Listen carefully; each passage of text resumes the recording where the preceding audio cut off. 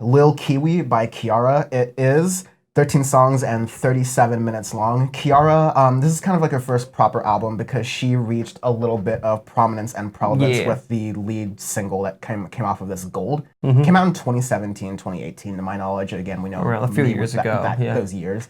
And it was a really good song in kind of that In that era. Yeah, we didn't have a way to describe this, but a lot of time in the late tens, a lot of R&B was experimenting with darker bass, deeper bass, subtracting elements of songs, thing that kind of became like the new dark pop that Billie Eilish and a lot of other musicians, now Charlie XCX, are kind of pioneering in the 20s. We've talked about how like R&B and pop are essentially the same thing. It's just R&B tends to be just called black people music, but it's very wide kind of scoping, and there's definitely a little bit more instrumental depth here than normal pop music.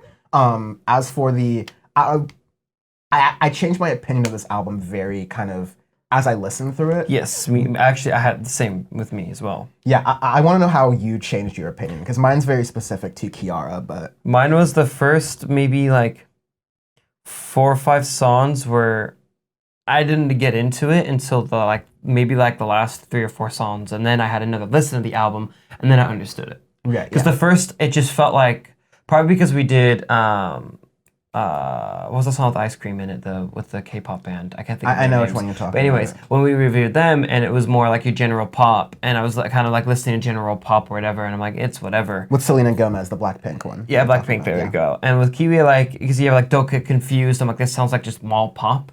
Yes. I'm like, all right, well, it's nothing really crazy or whatnot. And then I got down the last couple of songs, Accidental, I liked it a little bit more, and that's when I can kind of, even though I had stupid trap snare and stuff into it, but the vocals and everything, I'm like, okay, now it's like more of that R&B, I don't know what you want to call it, dark and B, whatever you want to call it, even though it sounds extremely racist, but you know what, that's what the Academy does.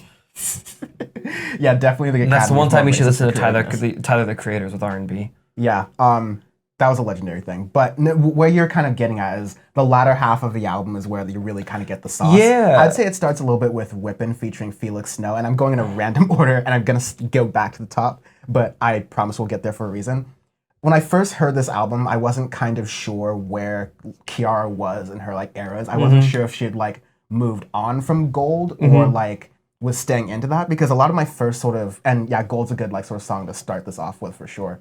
But I was listening to the album and thinking, this sounds like what happens with an artist sometimes. They have one really good hit song, and then their album is just permutations of that hit song. And I was definitely concerned about that, especially when you get down to Whippin' with Felix Snow, which I think to be one of the songs I like a little bit more in the whole album, because in the beginning, a lot of it also goes back into this 2017, 2018 Kiara phase of even the topicality of the subject matter of the music, where it's basically just in between a toxic relationship, you're jealous, I'm jealous, all this different stuff. The stuff that we've heard throughout.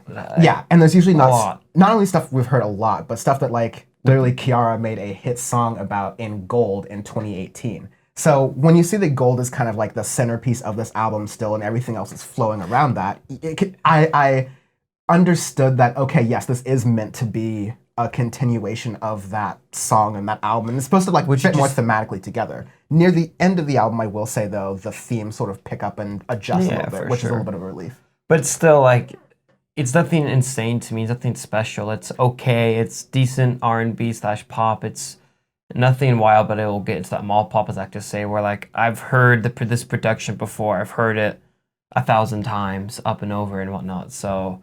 But to have that much time for one song, I'd want it to at least have a little bit more variation, a little bit more deviation per se. So it'll be interesting to see when she does more music later on and see what direction she goes into, because I swear I've heard this 1,000 times. The last 3 songs are decent though. I'll give her that. But then the rest, especially the first half, So Sick, Down a Whippin', I'm like, okay, this is just I think Never Let You is a bit of a highlight, because you get a little bit of rock aspects of it, electronic music aspects of it. It's the most sort of dark pop kind of song that's within here.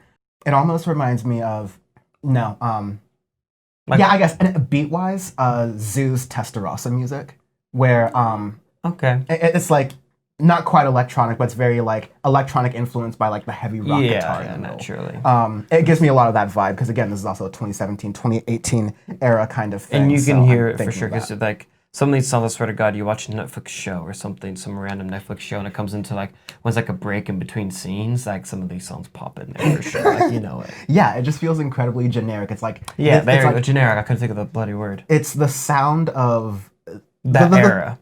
not only that, it's like this. Even though it was the sound of that era in the 2018, it was really kind of reaching its peak around then. Mm-hmm. It was still very much the sound of 2013. That was like ripped from alternative of that time and electronic at that time. Before you kind of got the mid tens disaster Yeah, of like this the that watering weird. down of all those Yeah, genres. exactly. Because 2013 was an interesting year within music because a lot of stuff changed around then. You also Yeah. got some amazing shit in 2013 too. So that's just a weird year. But anyways, arbitrary scale this week is kidnapped political leaders because Gretchen Whitmer of Michigan almost the plot got foiled against her, thankfully, with the right wing extremists who were upset that they had to wear a mask. Who were they? They were the ANCAPs, right? I'm not sure exactly who they were. I don't want to misname them because it wasn't Proud Boys per se, but No, they it wasn't they were Proud like Boys. sovereign citizenist types, essentially. ANCAPs. Whatever. Anyways, Yeah, I'm gonna give this no, militiamen. militiamen. Yes. Well-regulated militia. Well-regulated militia. Because there is no like list here, and because this is one of our like uncouth irreverent scales, I'm gonna make up scenarios here. This is going to be if Jay Inslee, the old governor of Washington State, were kidnapped by Greenpeace and forced to like swim with salmon in like a fishing sort of like game and fishing thing to sort of like see how it feels. Oh Jesus Christ! This is the failed coup attempt in. This is the Bay of Pigs failed coup attempt to go and kidnap Fidel Castro. JFK, like, back in the day we used to call him P. Diddy. Oh yeah, he's my friend P. Diddy. It's actually his birthday. Fidel Castro's birthday. Yeah, so I was gonna call my buddy Vladimir. You know, at least I'll give Vladimir some credit. You know, Vladimir gets down. You know, Vladimir kills people. So it's not like Trump's over here acting all macho, and then all his followers like, oh, he got COVID. He's gonna be this big thing. You know, at least give Putin some credit. He just kills people. Like, you know, on his list, like, you know, disappear journalists. You know, he's done the work himself. It's like, all right, he gets his hands dirty. I'm sure he like actually manufactures the medicine used to poison journalists and Ukrainian opposition leaders. God.